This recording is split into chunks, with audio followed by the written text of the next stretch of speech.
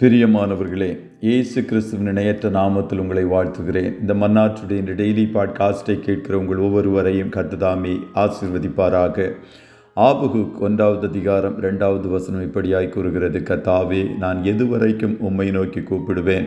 நீர் கேளாமல் இருக்கிறீரே. கொடுமை நிமித்தம் நான் எதுவரைக்கும் உம்மை நோக்கி கூப்பிடுவேன்? நீர் ரட்சியாமல் இருக்கிறீரே என்பதாக. ஏன் ஏன் ஏன் ஒய் என்ற தலைப்பின் கீழ் இன்றைய மன்னாவை தியானிக்கப் போகிறோம். ஆபகுக் தீர்க்கதரிசி இந்த ஏன் என்ற கேள்வியை அடுத்தடுத்து 1ஆம் அதிகாரத்தில் கேட்கிறார். உங்களில் அநேகருக்கு இந்த ஏன் என்ற கேள்வி இருக்கலாம். ஏன் எனக்கு இந்த வருஷத்தில் ஏமாற்றம்? ஏன் எனக்கு இந்த வியாதி?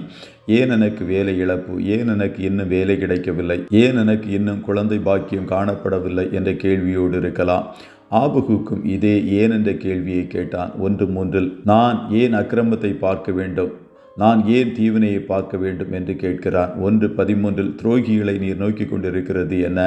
துன்மார்க்கன் தன்னை பார்க்கலும் நீதிமானை விழுங்கும் போது நீர் மௌனமாய் இருக்கிறது என்ன என்ற கேள்வி எழுப்புகிறான்.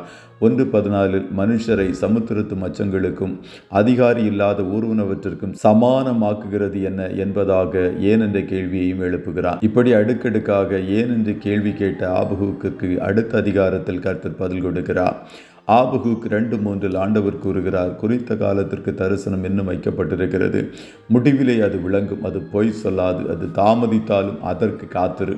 அது நிச்சயமாய் வரும். அது தாமதிப்பதில்லை என்பதாக. கர்த்தருடைய பிள்ளைகளே, உங்களுடைய எல்லாவிதமான ஏன் என்ற கேள்விக்கு கர்த்தர் கொடுக்கும் பதில் குறித்த காலத்திற்கு தரிசனம் இன்னும் வைக்கப்பட்டிருக்கிறது.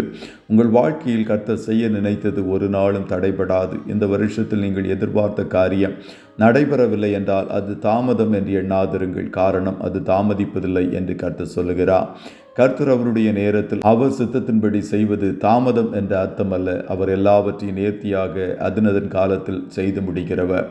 ஆபகுக் கேட்ட கேள்வியெல்லாம் அவனது பாரமாக காணப்பட்டது என்று ஆபகுக் 1:1 கூறுகிறது. அவனுடைய பாரத்திற்கான பதிலை தேவன் ஆபகுக் 2:3 குறித்த காலத்திற்கு தரிசனம் இன்னும் வைக்கப்பட்டிருக்கிறது என்று கூறிவிட்டார். அதுவரைக்கு நாம் எப்படியாக காணப்பட வேண்டும் என்பதை ஆபகுக் 2:4 விசுவாசத்தினாலே நீதிமான் பிழைப்பான் என்ற வசனத்தின்படி நாம் விசுவாசத்துடன் காணப்பட வேண்டும். இப்படி ஆபகுக் பாரத்தோடு தொடங்கினான்.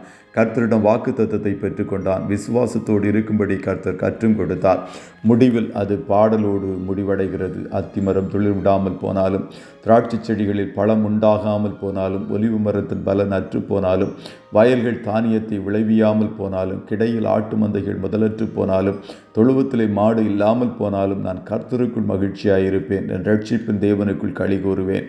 ஆண்டவராகிய கர்த்தரின் பலன் அவரின் கால்களை மான்கால்களைப் போலாக்கி உயரமான ஸ்தலங்களில் என்னை நடக்க பண்ணுவார். இது நெகிதோத் என்னும் வாத்தியத்தில் வாசிக்க ராகத்தலைவனுக்கு ஒப்புவிக்கப்பட்ட சங்கீதம் என்ற வார்த்தையின்படி உங்களுடைய எதிர்பார்ப்பும் பாடலோடு முடிவடையும். ஆபகுக் பாரத்தோடு தொடங்கியது. ஆபகுக் பாடலோடு முடிவடைந்தது. நீங்களும் பாடல் பாடும் காலம் வரும். கர்த்தர் உங்கள் ஒவ்வொருவரையும் ஆசீர்வதிப்பாராக. ஜெபம் செய்வோமா?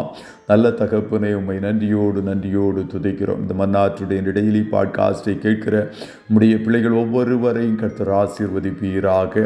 உம்முடைய பிள்ளைகள் வாழ்க்கையில் அநேக ஏன் என்ற கேள்விகள் காணப்படக்கூடும்.